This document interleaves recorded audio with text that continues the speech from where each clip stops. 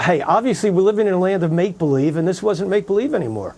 And this really, really happened. And you know what they say? This is the only town in the world you could die of encouragement. You know, so she had very sensitive and delicate information about somebody, and somebody was a little ticked off, and it happened. Craig, I don't think it was a random hit. It's a murder mystery straight out of a Law & Order Los Angeles episode, but this time the story is real. Celebrity publicist Ronni Chasen died 10 days ago from gunshots fired into her Mercedes-Benz as she drove home from the star-studded premiere of the movie Burlesque. Her death remains a mystery, but a leaked coroner's report estimates 4 shots were fired from another vehicle, including at least 1 hollow-point bullet.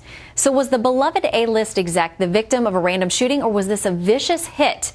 Joining me now are criminal defense attorney Keith Sullivan and former prosecutor Joey Jackson. Welcome to you, gentlemen. Joey, I'll start with you. What's your take? Shannon, I have to believe, listen, there's a few things happening here. Either one, it's random, and I think we could rule that out based upon the precision with which this occurred. The bullets were fired, they hit her right in the chest, and it seems, therefore, more like it was planned. Now, if it was planned, Shannon, the question becomes, was it a mistake? In other words, was it planned, but they were targeting someone else? And I think we could rule that out also. There's information coming out now that apparently she was somewhat concerned that she was being followed by someone in the past, and it was, you know, several months leading to this, and it just seemed, based on the nature of it occurring, based on the fact that nothing was taken from her, it seems like perhaps she had information that could have damaged someone, that someone ordered a hit.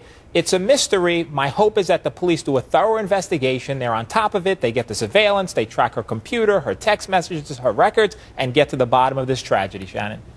And Keith, there have been so many different theories floated out there, including a possible issue of gang violence. How realistic do you think that may be? I think at this point in time, Shannon, everything is realistic. You cannot rule out a gang initiation. That's certainly something that has to be on the table. And like Joey just said, you have to do a very thorough investigation. Take a step back from the emotional components of it. Look at the big picture. Examine everything. The forensics at the scene, her cell phone, text messages, her diary, interview people she's engaged with on a business and a personal level over the past couple of weeks. I'm sure there will be a break in this case. It takes time and effort to carry out this type of a crime.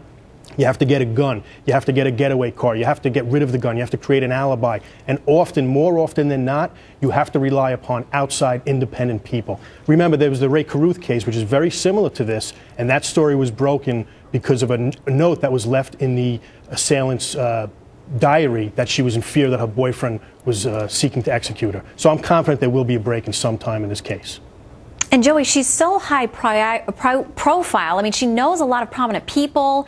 How could that play into this case? I mean, the Hollywood connections, the very powerful people that she knew. Absolutely, and I think that's a big part of it. And just based on what Keith is talking about, I think what's ultimately going to happen is there has to be surveillance around and in that community. And based upon that surveillance, they will be subpoenaed, that information will be gathered. And when you go through the text messaging, Shannon, the computer profiles, and everything else that she has, it's going to reveal some contact somewhere. Even if it's a little glimmer of information, it could assist the police in determining what she knew, when she knew it, what damaging information she may have had about somebody, how that information may have been used or brought out, and as a result of it, I think it'll lead to a big break in this case. Not soon enough, though, but hopefully the police will do their job. I'm confident they will.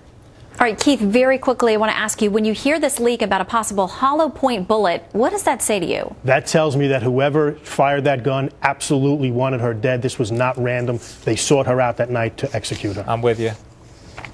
All right, Keith and Joey, hold it right there. Thanks very much for your insight. When we come back, our awesome legal